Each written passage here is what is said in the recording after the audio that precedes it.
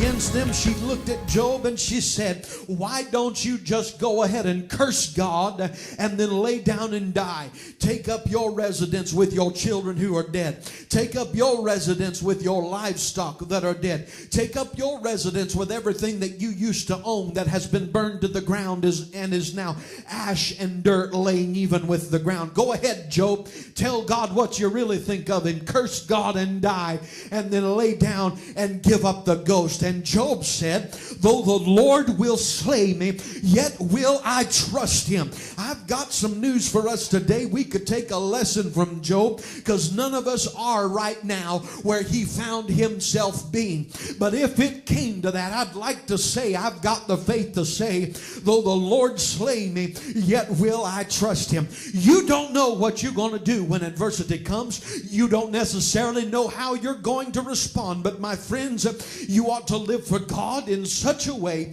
and seek God in such a way that you could have the confidence and assurance that if everything else in your life disappeared, God would still be there as that friend that sticks closer than a brother. He will never leave you. He will never forsake you. And if God is always on your side, who could you be to turn your back on God and die?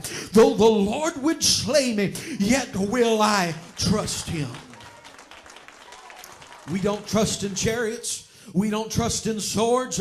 We don't trust in shields or the weapons that are wielded by the hands of men. We trust only in the name of the Lord. The name of the Lord is a strong tower. The righteous run into that tower and they are safe.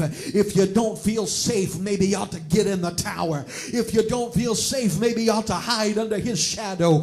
Maybe you ought to tuck yourself up under his wing and under his feathers. For God is an ever-present help in time of trouble. He is your shield. He is your strength. He is your buckler. He is there to rescue you when all else forsakes you and you feel like giving up and you feel like giving in and you feel like you've reached the end of your rope. If you'll have faith and trust and confidence in the Lord, he will bring you out of what you're going through. I said he will bring you out. If I have to say it till I hear a thunderous shout of praise, I will, because we serve a God that is not limp-wristed. He is not weak-kneed, and he is not jelly-backed.